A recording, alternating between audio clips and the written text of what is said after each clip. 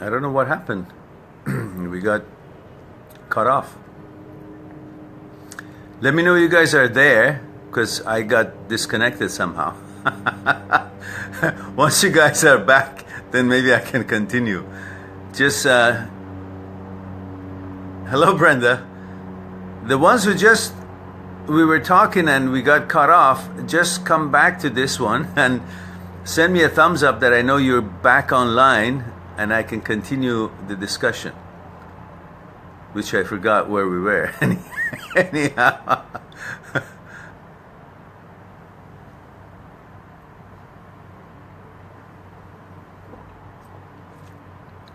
Are we all back online? Now, the comments you guys made, just copy and paste it again, because I've lost all of it. It's all new. I don't know why sometimes we lose connection.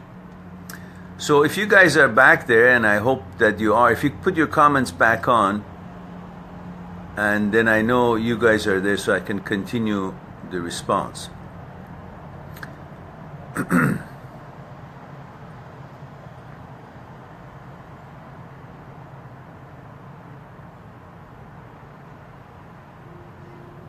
Are we back on? Is everybody back on the new connection? That's weird. Sometimes it cuts off. Okay, so we were saying that as when you tell a child don't touch this and don't do this, and he or she wants to do that more, it's because she or he is gaining experience, wants to try things. But that's childhood mentality. We are in the learning process. When we are as old as we are at the moment, which we face with these challenges of, like you brought her up, you fell in love with this girl, and now she left you, and you feel you love her. So you love her because she denied you, like the child, we say don't touch it, and it goes and touches it and wants it more. That could be one reason. But you got to get over that. You got to understand this is why you want her, because now you're an adult in a way, or your mind is more experienced, more knowledgeable about how your psyche behaves.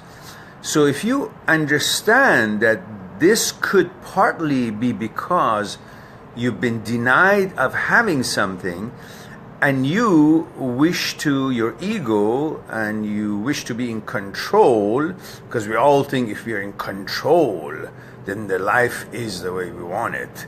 We have to be in control of things. Then you simply figure that I have to do everything that I'm in control. So if somebody denies me, I gotta prove that I can be in control by going after it and having it. It's like you don't believe in yourself unless you actually follow your unjustified thoughts or the games that your thoughts plays. I have to have it so I can prove that my ego and my ability to be in control of life is what I'm capable of doing, therefore I am who I think I am. I mean, these are all games that your mind plays with you, but you're not supposed to fall for it. Just because something is taken away from you, that doesn't mean it's good for you to go after it. Maybe it's a blessing that it's been taken away from you. But we don't focus on that, do we? We focus on our desire. So the question that I was putting to you is that why do you love her still? You love her because she left you? I mean, is that a reason to love someone? No. Do you love her because you guys have perfect compatibility? Well, if that was the case, you guys wouldn't have broken up. So tell me, what is the reason that you love her? You will come up to the conclusion that there is no other reason but the fact that you had some fine experiences with her, some good times in your memory, and the taste of that good memory is what covering your eyes, making you think that she and you still have the same relationship. Well, you don't. That was that one time or that one period, and you don't have that relationship with her, that good time, good experience anymore. That's just a memory. And memory, consciousness, is where everything is known. That's why we call it the field of the known.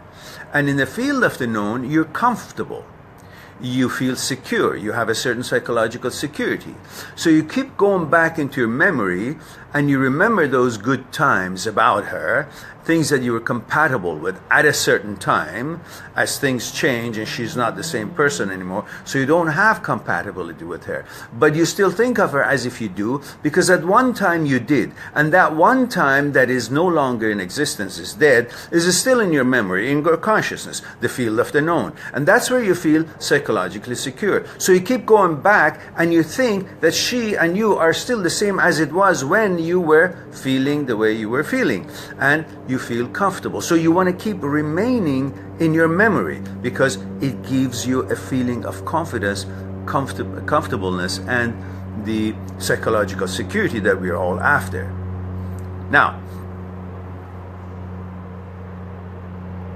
where was I going with this?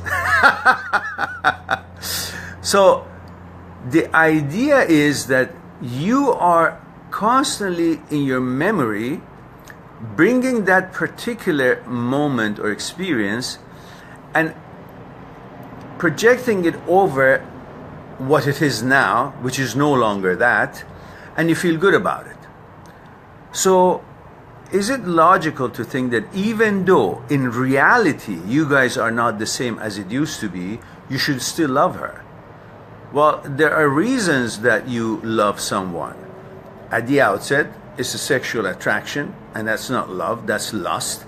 But most of us think that's love, so we go and pursue.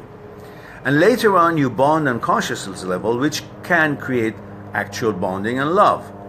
But when that bond breaks up, you don't seem to be interested in believing it. However, you did believe when it felt good, but you don't want to believe the reality because it doesn't feel good. If you put how it feels aside and come to the logic of it, can you see enough reasons, as you had before, to be in love with this person? You see those reasons don't exist anymore. So if it doesn't exist, what is it that you love? You love your memory with her. You're in love with your memory with her. You're not in love with her anymore because this woman is not the same woman as before. That was having the same interaction with you, same bonding with you, same feelings, reciprocation of emotions with you. This is a different woman. She has changed. But you still want to love this changed person from what she was, the same as that person that was different with you. Why? Because you have brought that file with her. You're not seeing her as her actuality is today. You're still seeing her as how she was in your memory then. So stop perceiving her. Stop seeing her for what she is, actuality of her. Stop perceiving her as it was in your memory and bringing all those experiences and sweet memories and harmony that you had with her and project it onto her now, and then make her as if she is the same person, but somehow you're confused. I still have to love her. You don't have to love her anymore because she's not the same person. She's not treating you the same thing. She's not reciprocating the same way. She doesn't have the same emotions anymore. So what is it that you say you love? Why? Why do you love her? Do we ever ask ourselves, why do we love someone? No, because you think, because you're programmed for procreation and you're turned on by the intimacy and the sexuality that you're programmed to have for a girl that you think, for a woman that you think is, meeting your standards physically, then you think that is enough to be in love, think that you're in love. You think that's the same as love. That's not love. That's a program that you have nothing to do with it, and she has nothing to do. She hasn't done anything to deserve your love. What you feel about her is your programs in your gene for procreation. You're attracted to a woman. And she hasn't done anything to deserve that love because that's how she's been born and you're attracted. It's like saying, you see an apple and you think, it's the apple that really makes you want the apple. It's you who's programmed to see apple as food and want to eat it because of the nourishments. So the apple itself is not really part of the equation, not doing anything. It's not encouraging you, it's not enticing you, it's not really asking you, it's not really bonding with you, it's not explaining, it's not, helping you with your problems. The apple is there. You're programmed to want the apple, right? So you're programmed to be attracted to this woman. But the woman hasn't really done anything to cause a love to take place. And you think your attraction, which is based on your program of procreation, is equal to love. And then you think, I love her. You don't love her. Why should you love her? Have you asked this question? Why? What has she done to deserve your love, your life, your dedication? Why? What? If you answer this question, you will see nothing. She has left you, means she doesn't want to be with you. And the first criteria to want to love someone is that if she wants to be with you.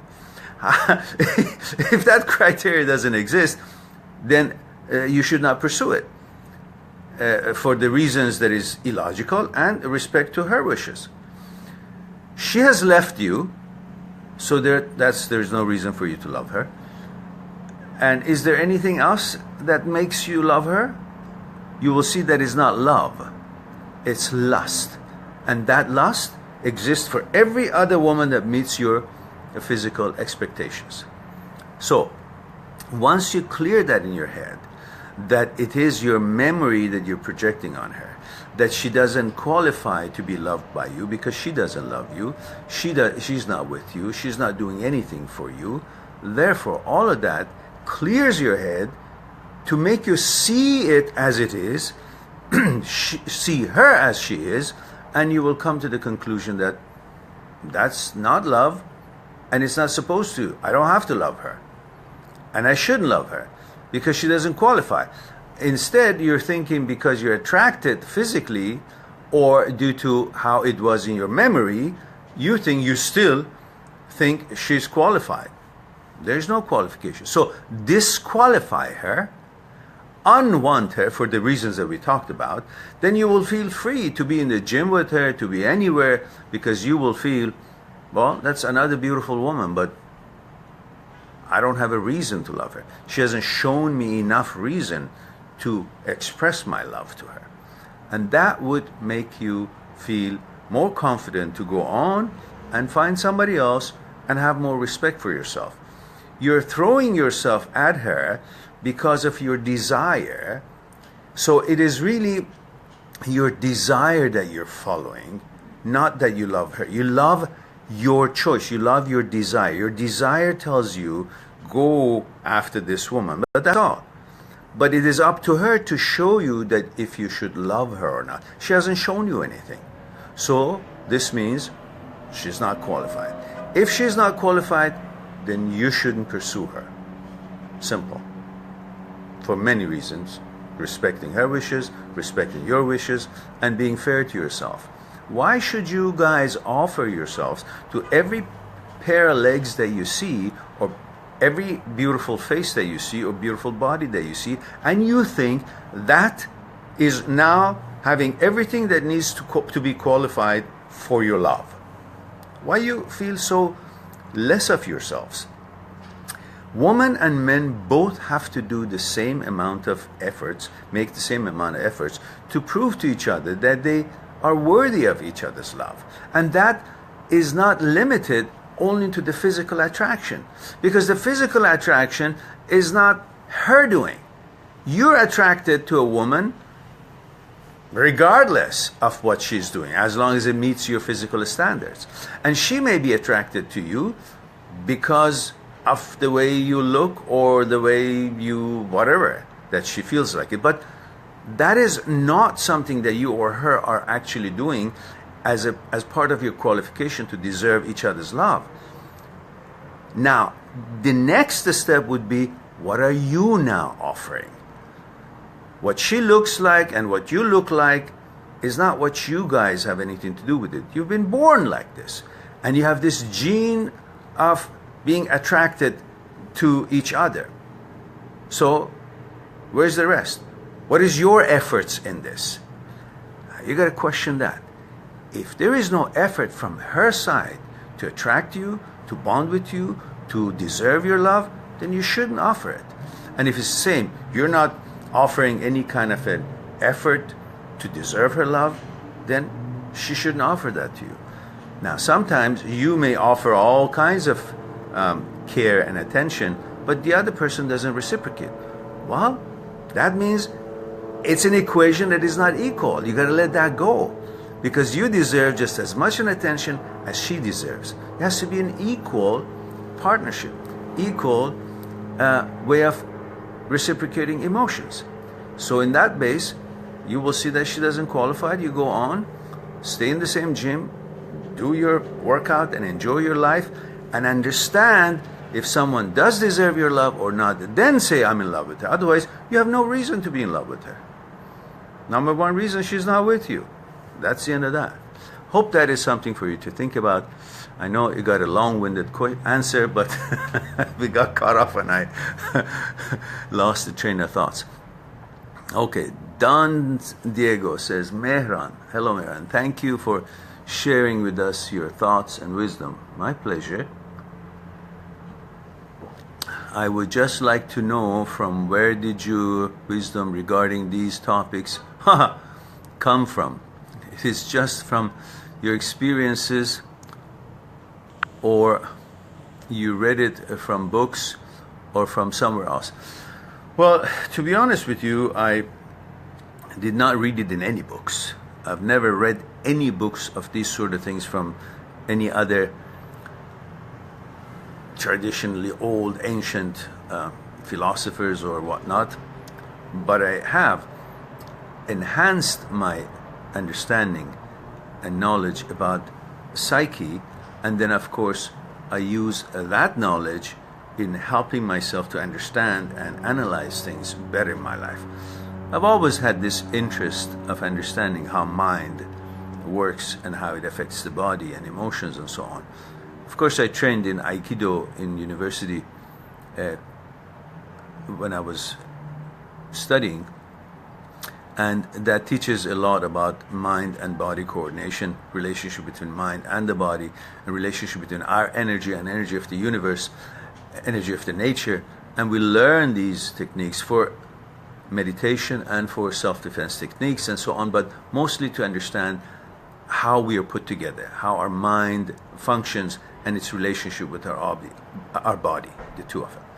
But then later on in my life, I was fortunate to stumble on, as I was, helping people around the world, somebody sent me a link. To me, that link was very important, because when I opened that link, it was teachings and discussions of this wonderful teacher from 100 years ago. He was teaching this stuff in 1920s, before any other coaches and teachers who are very famous today came on board and started sounding like they have come up with all these understanding of how the psyche works.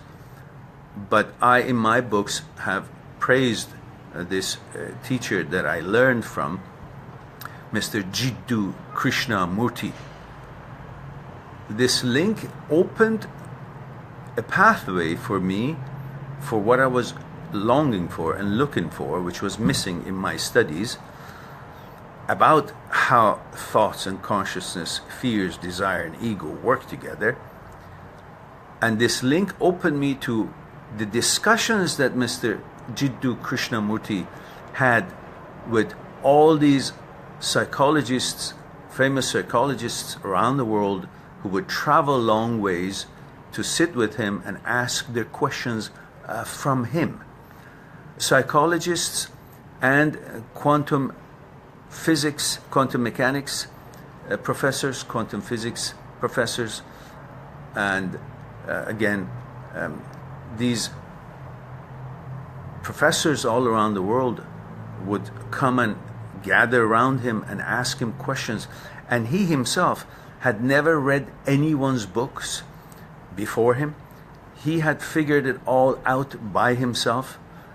through his own psyche, and I have learned to do the same as he clearly made it clear to me and to everyone else that this is the way to be able to know about how your psyche works and is put together, by you getting in there, understanding its fragments of the whole psyche of yours.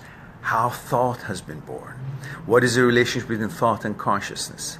How fear is born? What is ego? What is desire? How does it form? And when you understand all these things and learn the dynamics of it, how they work together, they affect each other, the role of them in your daily life, then you know how you're put together, how you function, act and react, how your emotions working. And when you understand all this whole ingredient, how they're bound together and how they affect each other, then you can use this knowledge to see why you feel the way you do, how you should feel, why you shouldn't feel, why you should this way, why you should not feel that way, and what it is that makes you feel, act and react in this or other way. That knowledge makes it clear and easy for you to question yourself, rather than thinking just because a thought showed up and it's in my head, therefore it must have credibility. Thoughts are stupid. They're thoughts. And when you look at one of the videos that I have titled "The Quality of Her Life: Watcher and the Watched, Controller and the Controlled," that's the title of one of the videos. It's an interesting one that I have put together, and it helps you to see the relationship between your consciousness and thoughts and go from there. So I did not read any of the books of Mr. Jiddu Krishnamurti.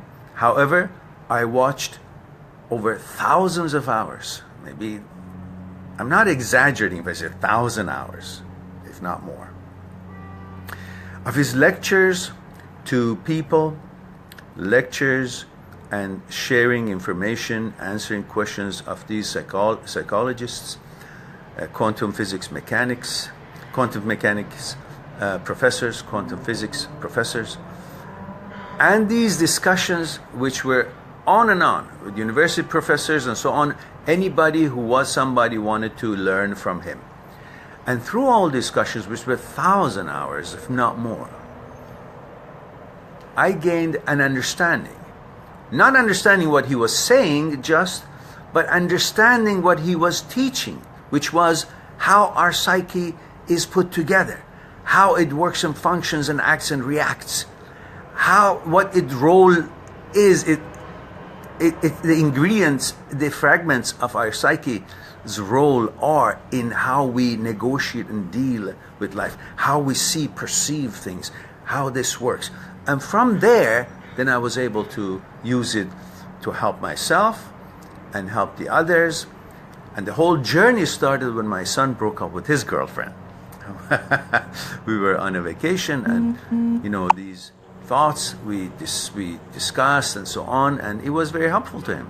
So I decided to make more videos, and then after that, by helping many people, that particular link was sent to me as a thank you for someone that I helped, and that link was a new opening for me being able to learn more about myself, and then in turn to be able to help others. So that's a short story of the long answer. I hope that is something to help you out. Piscine, good evening. Law of attraction, I want to know about, please. Robert, thank you so much. You're welcome, dear. Misbahul Islam, hello, dear. Misbah says, want to know about religion. Does God exist? Do you believe in God? A good question. I will come back to that, Misbah. Let's see what other questions are there. Kunal, question. Mehran, wouldn't you agree that this act of love is all about wanting the other person? When we are together in a relationship, we want her, and when when it breaks, we want her more. So is love. So is loving someone an act of selfishness on our part, due to which it becomes very hard to let go when it breaks? Well, it's not necessarily selfishness, but it is taking care of our desire, what gives us pleasure, because as we know, most of life is about pain and pleasure. So you're attracted to what gives you pleasure, and that is also a something that you be very clear and very careful, because not just everything that gives us pleasure is good for us. So we are attracted to what gives us pleasure, but we have to understand not necessarily what gives us pleasure is good to have. We are programmed to follow and seek pleasure and stay away and shun the pain. That is our instinct. But we have to, as an intelligent being, understand that not every pleasure is qualified or is justified for us to pursue. If that was the case, people have crazy tendencies to call something pleasure. Some people harm other people and they call it pleasure. Well, they're sick, but to them that's pleasure. If they're not wise, then they would pursue that pleasure to them, but it's harmful to the others. But sometimes the pleasure that some people are pursuing is not just harmful to the others, it's harmful to themselves, such as using drugs, excessive alcohol, and all the other garbage that is going around. So just because something makes you feel good doesn't mean it is good for you. That's where your understanding of your psyche, your desires, fears, and egos, the motivation that makes you want something or pursue something comes to help you to stay away from things that may be having a pleasure coating, but the center of it is shit and leads to nowhere but shit. Shitty life, shitty everything, bad health, and everything else. So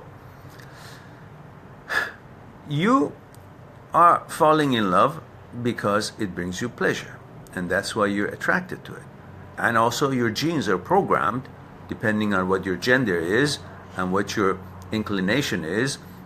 People have different interests, and that's how they're born, and that's how they're put together, and they pursue that.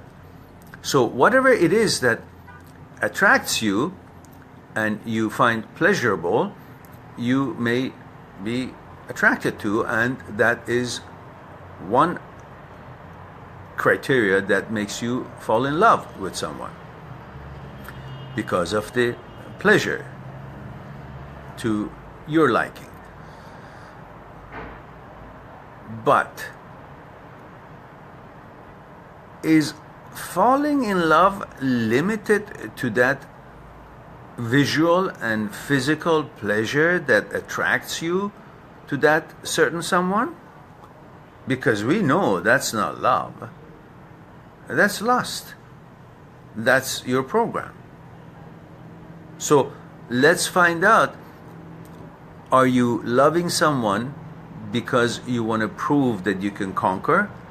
Is it your ego that wants you to prove to yourself that you're actually capable of conquering something? Or is it actually someone that you love, you're in love with? Why are you in love with? What does love mean to you? Does love mean to you something gives you pleasure? Or is love something that you want to do for someone because of whatever reason? Is it what you receive, or is it what you give? And unless these two are balanced, that love wouldn't last. Let's say I love a beautiful woman to me, and I give everything I can give, but I get nothing back. So am I really receiving pleasure, or am I giving pleasure, or am I doing any of it?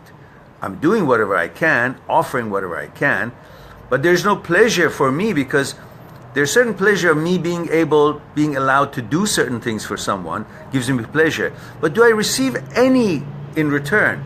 So therefore, for the pleasure that I'm giving, I'm receiving pain, because there is nothing coming back. And I'm always questioning, and I'm always wondering, I'm always feeling insecure when I can have what I give back from the other side. So these questions will help you to understand, just because you feel something about someone, that's maybe portion of what love is all about. Because to me, a real love is when it's two-way, it's reciprocation, open communication, the line goes and comes back freely, it flows, the energy flows, the kindness, love, care and attention flows both ways. But if it's only one way, you have a pleasure in giving, but you have no pleasure in getting. You have pain in not receiving. So again, that can't be love. Love must be both ways. If it's one way, you got to understand it. This is not love. This is torture. Yeah? So you like someone, you're attracted to someone, you try to build communication and establish some form of communication. If it's going to go somewhere, great. If it's not, you simply got to understand it's not the end of the world. Move on. There's so much wonderful things out there, wonderful, more beautiful people, physically or mentally out there. So pursue them. See if you have things in common with them. See if you get reciprocated from them. See if they love you and offer the same with you. And then you create a love. Love is an equation. It's not supposed to be just one way. That's kind of being submissively a gopher, a servant of doing things, but not. That one-way love that you are now confused with is a love you can give to your children. They don't have to love you, but you have to love them and give them as much as you can. And with love, bring them to understand that there's certain things they got to do for themselves to become successful in this journey and be happy in this journey. So,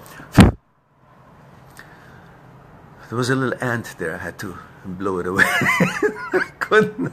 It's keeping me following it. So, that's short of the long of your question. So, it is not necessarily selfishness, while in words it is self, looking after self. So, that's called selfish, which is not always negative. You eat food, that's selfish. It's for self. So, it's not always a bad word, depending how it comes. Now, let's see what else we have here. Most of these conversations can go on for a long time, but I have to cut it a little short so I can get to the other questions. Otherwise, it becomes a lecture, and we don't want it to be a lecture, because we've done all the lectures. It's like 72nd or 73rd week or live talks that we have. It is almost 1 year anniversary with the Amazing Things in the World, the other Facebook page that I have talks on Sundays. But now on my own Facebook page, together it's almost 73 live talks. So I try to keep it short as much as possible. Now, Misbah, I haven't forgotten your question. I will come to it. But let me just follow this same trend of love that we had. Brenda says, depersonalization. I deal with a lot of that. It's a terrible struggle. Any advice on how to deal, understand it better? Brenda, you need to explain a little bit more to me. I don't understand the way, by one word, depersonalization. In what way, in what context, what are you talking about? Because you may be connecting it with another question here, or what I said, but I don't know which part of what I said or which question this relates to. So please give me a little bit more info about the question, and I'll be more than happy to address it. Russell says, I think you just kind of answered that. I'm not sure which one you mean, Russell, but okay. Kunal says, thank you. Okay, now let's get back to Misbahul Islam's question. He asks, want to know about the religions. Does God exist? Do you believe in God? Well, this word God means different to different people. Short of the long is that I do believe that there is an intelligence, a creator, not in the form of maybe some other people think, but there is an energy that we are all made out of, and this energy is connected with the energy of the universe as a whole. It is all one flow and one source, and all comes from that source. And some may want to call that God. Some may want to call that in context of a certain religion, and therefore they separate gods by religion, even though they all say, oh, it's the same God, but this is the path to go. That religion makes it all clear, and the other one says, no, my religion is all clear. And one would say, how the hell is it that the destination is the same, but you all say, I gotta go this way, and this one, that one says the other way is better? Isn't that supposed to be one destination, one summit that they all are hoping to reach? To me, religions are like a bunch of people wanting to climb a mountain. They all have the same goal, to reach the summit, the top of the mountain, the peak. They all want to be a good person, better people, treat their families and their loved ones and treat other people in the world better, to reach enlightenment, to learn more and become more compassionate and a better person, advance in values of humanity, peace and love and equality, treating each other. These are the things they want to arrive to. So their goal in becoming close to what they call God is the same, which is the same as climbing a mountain. Everybody wants to reach the peak. So the goal in climbing the mountain for all of them is to reach the peak. So the people who join different religions and have different religions and believe in God, they all want to be a better person, a more loving, compassionate, fair, caring, healthy. All of that is the same goal in all religions. They all want to do good. But just like when they're climbing the mountain to reach the peak, depending on their abilities, fitness and agilities, they choose different parts, sides of the mountain to climb. One uses rope, cable, and the other one uses, rock climbing style. It's more. The other one uses, maybe some kind of other equipment to get on, and the other one just walks all around or through the mountain rather than hanging on to the sides of the mountain, rock climbing or with the ropes and cables. Depending on what their abilities, agilities, and qualifications, experience is, and how they see what is the closest way for them, most comfortable to fit their lifestyle, they all use different parts of and different styles of climbing that mountain. But they all have the same goal, to reach the top. So what's the big deal of fighting with each other? If really they all want to be a better person, and that's their intention, is to worship a certain God, then why are these hostilities? They're supposed to actually be helping each other, which is supposedly the main purpose of all these religions that they talk about and promote their ideas. But unfortunately, I see each religion is trying to say that one is shit and that one is wrong, and don't believe that one. Christianity is bad, Islam is bad, Judaism is bad, or Judaism is good, Islam is good, Christianity is bad, or the Christianity says that's good, Judaism is good, Islam is bad. Everybody is trying to badmouth the other one. To me, that's the first number one criteria that doesn't make you qualify to be a good person, when you start bad-mouthing all other people. And there are religions that they use their religion in order to justify their atrocities, that they're misbehaving, they're mistreating others, because it's my religion. So because you disrespected my religion, I gotta kill you. I mean, which religion says that if somebody doesn't want to be with you, you gotta hate them or you gotta kill them? Who? Any religion that says that is stupid. It's not a religion. It's a cult.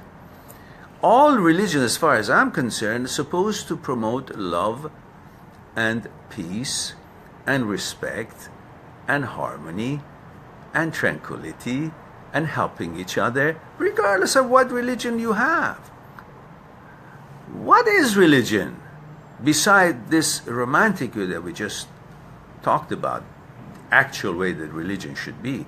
Religion is something, most religions, if they're not following what we just said, which is compassion and love toward every human being and to become a better person, if they're not following this, so what is religion to those people? Well, they create some kind of an idea in their head, and they follow that idea because it's in their head. And what is in our thoughts, because it's inside us, we think it has credibility. Therefore, we follow it. And then we make that idea to be bigger than ourselves, even though we made it. Then we worship the idea that we came about. We created it. You know? So it is good to have an idea and follow it to betterment of ourselves, but it is not a good idea to think that idea that we created is better than us, to the point that to protect it, we got to harm others. I mean, how crazy is that?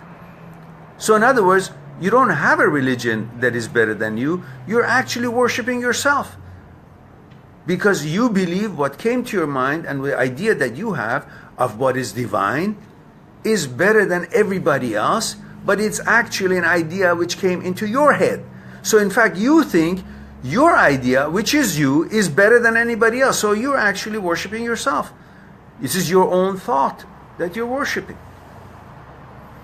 So you got to be careful about this, that your idea of worshiping a power that is mightier than all of us don't turn out to be you worshiping yourself. Don't turn out to making yourself so big that you can't even see the importance of the others. And you think everybody else is less than you because you believe in a certain belief that even it was you who created it, or somebody created it. So as long as religion helps you to become a better person and be more compassionate and loving to the other people and help other people, that's great. But once religion becomes something that you want to make it as this is the best of the best and nobody else is as good as me because I believe in this belief, then you're creating actually hate, not promoting love. Religions are supposed to help you to become more loving person, more compassionate. So as long as religions have this in mind, to help each other, all the people around the world work together and make a better world for all of you, all of us, then religions are good, and that's a good God, let's say. But if you follow a certain principles that cause for harm to the others, I don't care what you call it, God, religion, that's garbage, that's nonsense. Harming anybody is contrary to belief of a God that wants everybody to be healthy and safe and happy. So harming anyone in any religion is wrong. No religion, if they are religion, the way we understand religion should be, is not supposed to talk about harming anyone. It's supposed to talk about helping and loving and helping humankind in any shape or form. But religions are not supposed to be a tool to segregate us, separate us, and makes us to feel not bonded with each other and separate from each other. That's not the religion to follow. So I don't care whatever the name of the religion is, as long as it's promoting dislike towards other people, that's no religion to be followed. And if anyone, whether it's called religion or opinion or just nothing, but it's loving to the other people and does good and positive things for other people, well, that is what one should follow. It's all thoughts. The thought that you follow, that is supposed to be your religion. And hopefully that thought would be based on love and compassion and helping others and yourselves. And together we create this wonderful journey to become even more exceptional. That's pretty much all I have to say about it at this time. Now,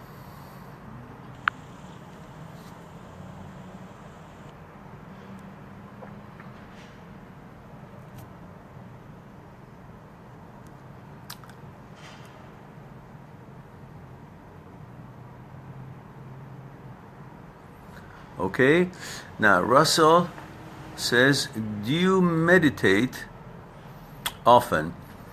What is your personal meditation practice? Well, I studied Aikido with mind and body coordination, which has a tremendous amount of focus on understanding the relationship between us and the energy of the nature, our energy and energy of the nature, and understanding the relationship between our body and our mind and our body. So the meditation is a few different kind of meditation, and breathing meditation, concentration, expansion meditation. And these are all some things that I enjoy. And the more you meditate, the better. Because through meditation, what you're actually doing, I have this explained in detail in one of my books, Me, My Psyche and I, which I recommend it very highly for anyone who would like to pick up a copy, whether paper or ebook. Ebook is much cheaper. You can go on my site, mindthatseekstruth.com, mindthatseekstruth.com, and you go to the books section, and Me, My Psyche and I has a chapter that you can, each one of the books have table of contents that you can look at for free, and there's sample chapter that you can read on. But in Me, My Psyche and I have a chapter talking about stop time, how to stop time, which is an interesting concept, but I refer to it shortly here. Meditation is a way for you to get your thoughts out of your consciousness. Because as you know,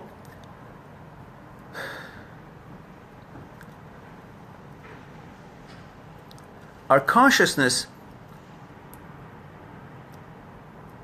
has collected all what has happened in our life, our memories, which is called the field of the known.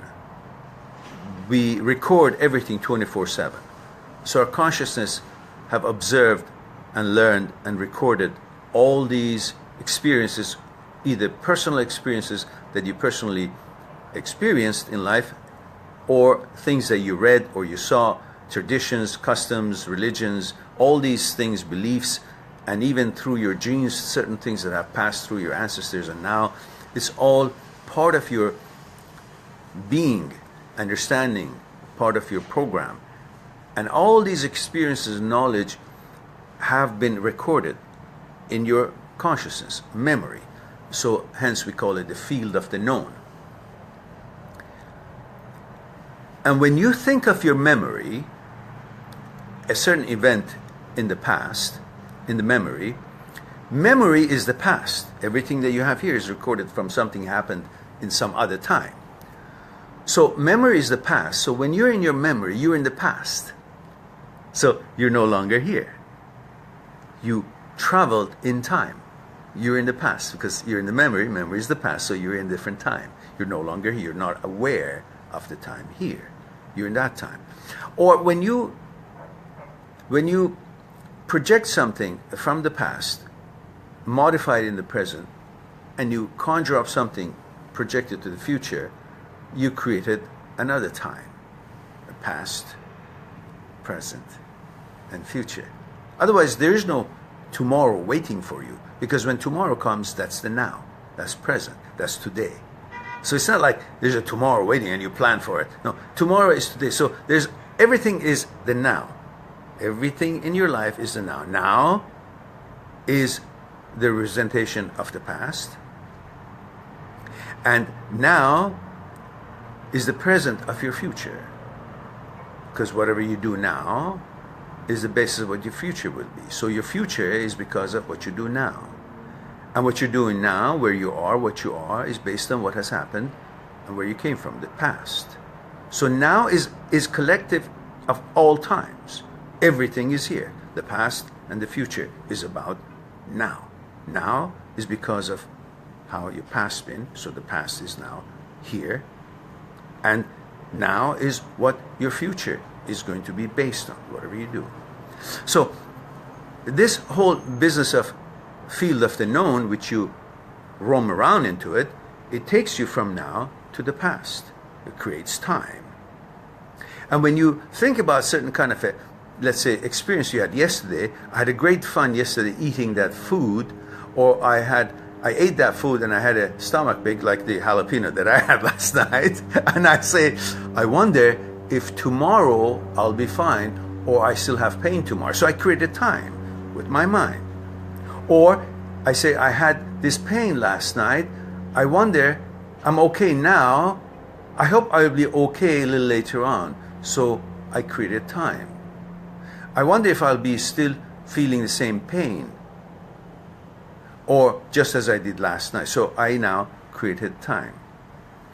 When you meditate, you take your thoughts out of your consciousness, because you would be, through meditation, the kind of meditations, the different kinds, you would be one with the moment of things happening, the moment of life. Let's say you focus on a certain kind of meditation, which is like breathing meditation, and this particular one, you focus on your breathing. You'll be breathing,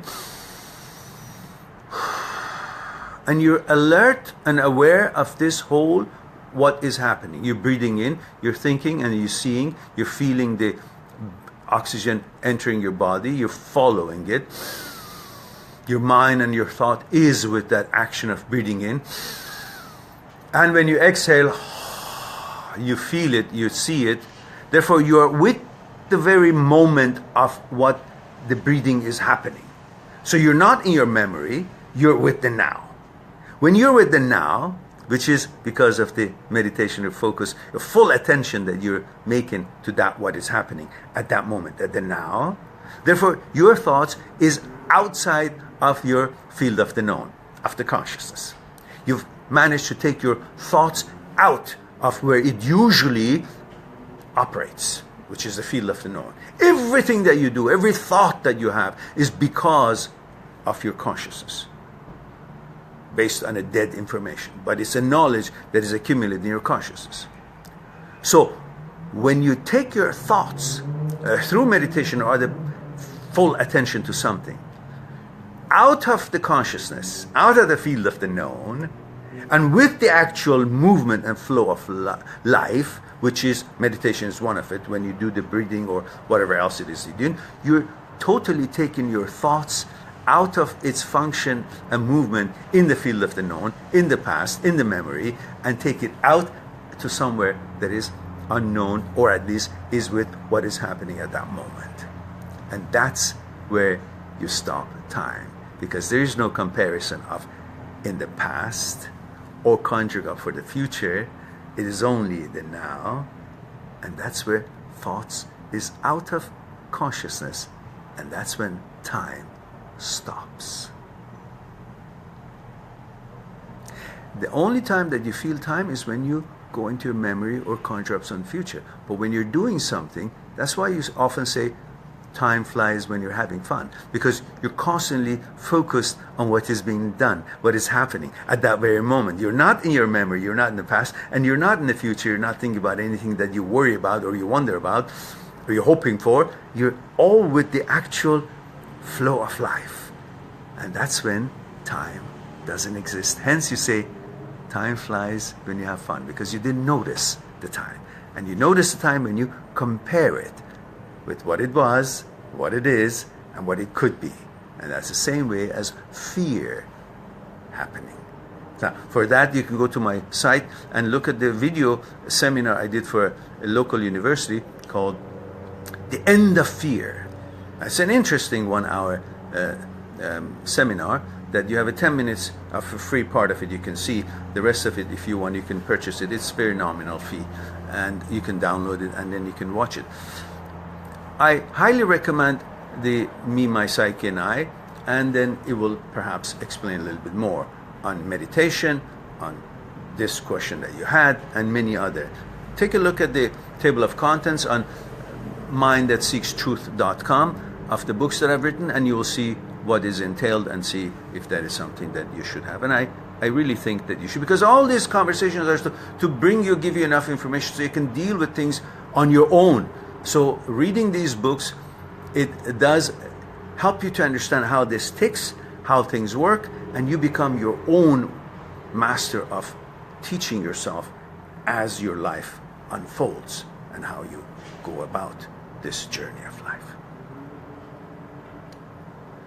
Now, next question we have, Ida says, yes, I don't, and okay, what was that?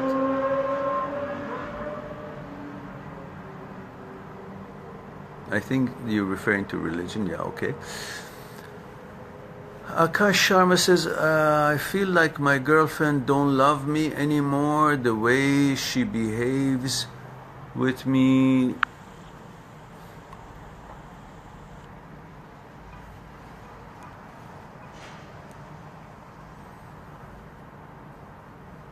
The way she behaves with me, like my words are useless for her, like she can't even hold my hand whenever I'm upset.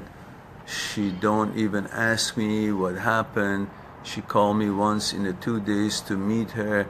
Her parents don't like her to meet me because I'm of different religion, but she meets me keeping all difficulty. I'm really confused. Does she love me or she doesn't? Just ask her. Just ask her, do you love me or you don't? She says yes, good, no, bye-bye. Simple. Don't make it difficult for yourself. It's not the end of the world if she doesn't love you. You know, you're just putting your whole worth and value on someone else's feeling about you, rather than focusing on your worth and value being on how you feel about yourself and how you're dealing with your daily life and how you're meeting your expectations and your projects, what you're accomplishing, how you're developing yourself, what you're learning, accumulating more knowledge. This is what gives you value, not how somebody else thinks about you. People can think of you depending on what they eat in the morning or at night. They have stomachache, they don't feel like being with you. They feel good, they want to, entertain you or be entertained by you. You're not supposed to be a puppet of somebody else.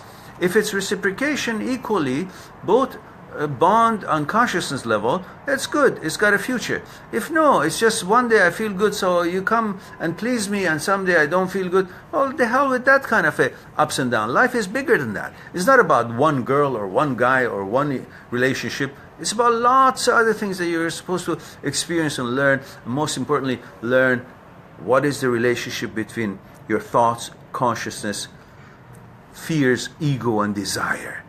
How each are made, come together, how they function, what is the role in the way you negotiate your life, and what it is that you're here in this world for. And certainly it's not just for some girl to like you or diss you and then you feel great or you feel fallen apart. Have more respect for yourself.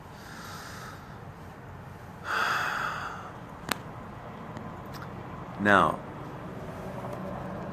Anahita says, hi, why men suddenly act distant? For the same reason that women act distant sometimes.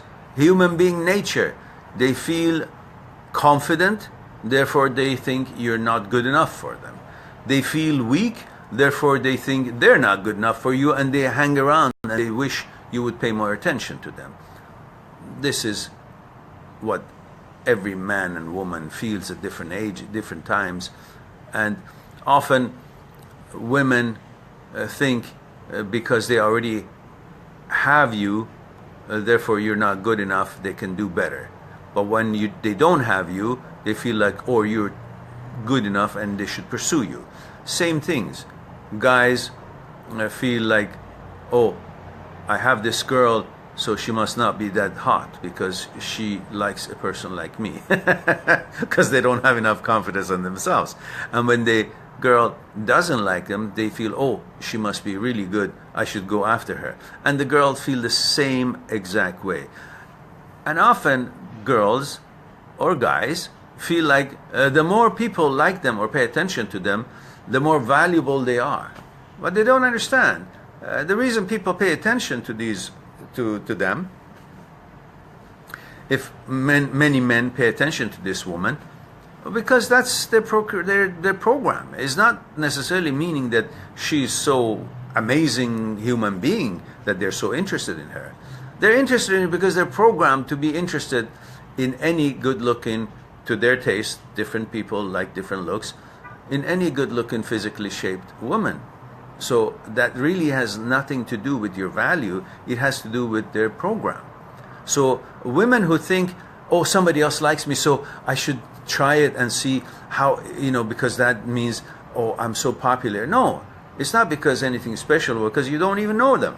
You haven't shown anything to them. They haven't shown anything to you. No bonding has taken place. So if they're paying attention to you, it's not because you're supposed to take that as, oh, the more attention I get from more different men, therefore more valuable I am. No, that shouldn't be your measuring stick for how valuable you are, because what they're paying attention to is they're fulfilling the way they're put together to react to how to react to when they see a woman that they physically like. So don't be fooled by that, and men too.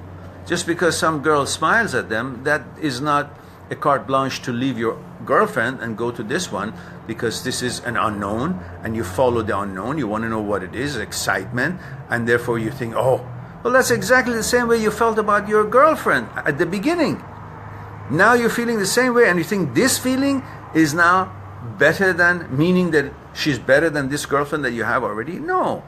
It's just you not having bonded with each other on consciousness level, and now you're following for your physical attractions, and you think this new physical attraction is a bonding. It's no bonding, it's your hormones. So if you guys are aware of this, then you'll be not so quickly to break up and go to another one, or think that somebody else's attention means, oh, I found a better person. No, if you don't bond on conscious level with either one, it will be the same old story.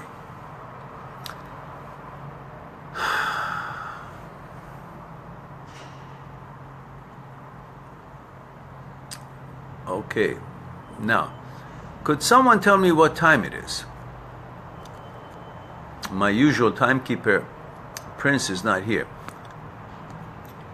Don Diego, where are you? Are you in the West Coast of North America? Anybody can tell me what time it is instead of, oh, there's 12:45. Okay, thank you very much. I appreciate it.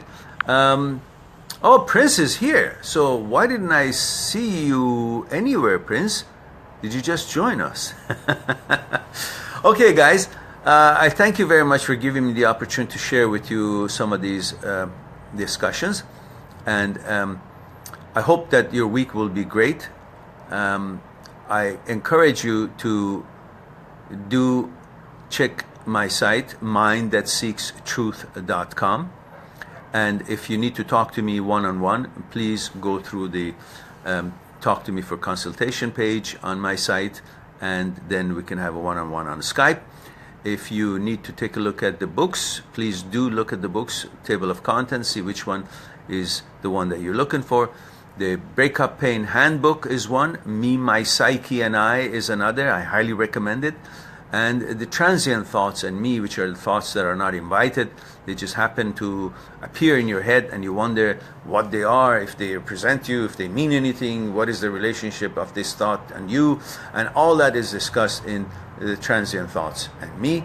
And I hope that you will take a look at the table of contents, read a chapter of the book, sample chapter of the books, and then pick up a ebook copy, which is very less expensive than the paper one, and then enjoy learning all these things about how this is put together, how it works, so you can help yourself continuously as life is dynamic and new things happens, and it's not just about one thing that we're discussing at a certain time.